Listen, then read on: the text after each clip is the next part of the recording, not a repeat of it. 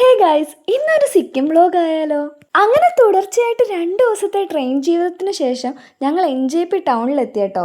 ഇവിടുന്ന് ടാക്സിയിലാണ് നമ്മൾ ഗാങ്ടോക്കിൽ പോകുന്നത്. എന്നിട്ട് ഇന്ന് അവിടെ സ്റ്റേ ആണേ. ആസ് യൂഷ്വൽ വണ്ടിയിൽ കയറിയപ്പോൾ തന്നെ വോമിറ്റിങ് തുടങ്ങി കേട്ടോ ഞങ്ങൾക്ക്. നമ്മളവിടെ എത്തിയപ്പോൾ ഏകദേശം വെളുപ്പിന് 2 മണിയായി. പിന്നെ ഭയങ്കര മഴയും, അതുകൊണ്ട് അവിടെ എത്തിയ വീഡിയോ ഒന്നും എടുക്കാൻ പറ്റിയില്ല. പിറ്റേന്ന് രാവിലെ തന്നെ ബ്രേക്ക്ഫാസ്റ്റ് കഴിച്ച് ഞങ്ങൾ റെഡിയായേ. ഇവിടെ നിന്ന് നമ്മൾ ലച്ചുങ്ങിലേക്ക് കേട്ടോ പോകുന്നത്. നമ്മുടെ ആദ്യത്തെ ഡെസ്റ്റിനേഷൻ പോയിന്റും അവിടെയായിരുന്നു.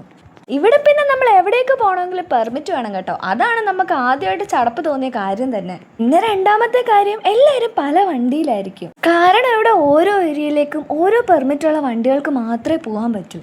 പിന്നെ നമ്മൾ വളരെ ഭാഗ്യമുള്ള കുട്ടികളായതുകൊണ്ട് കറക്റ്റായിട്ട് നമ്മൾ കയറിയ വണ്ടി തന്നെ പണി തന്നു.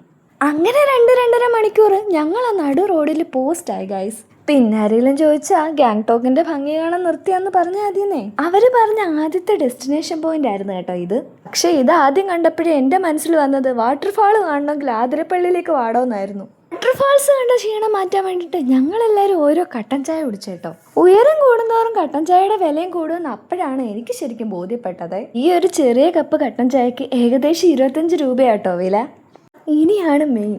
എല്ലാവരും ഇത്രയും തണുപ്പ് സഹിച്ചു വന്നത് ദാ ഈ ഒരു വ്യൂ കാണാൻ വേണ്ടിയിട്ടാട്ടോ. മഞ്ഞിൽ ചാടി കളിക്കാന്നുള്ള എക്സ്പെക്ടേഷനിലാണ് നമ്മൾ എല്ലാവരും വന്നത്. പക്ഷേ 0 പോയിന്റ് ആയതുകൊണ്ട് ഓക്സിജന്റെ പ്രശ്നം നമുക്ക് എല്ലാവർക്കും നന്നേ ഉണ്ടായിരുന്നേ. അതുകൊണ്ട് മഞ്ഞത്ത് ചാടി കളിക്കാന്നുള്ള പൂതി നമ്മൾ എല്ലാവരും മാറ്റി വെച്ചു. ഒരുപാട് ആരോഗ്യ പ്രശ്നങ്ങൾ ഇവിടെ എത്തിയപ്പോൾ നമുക്ക് എല്ലാവർക്കും ഉണ്ടായിരുന്നെങ്കിലും ലൈഫിൽ ആദ്യമായിട്ട് ഇത് എക്സ്പീരിയൻസ് ചെയ്ത സന്തോഷം ഉണ്ടായിരുന്നു.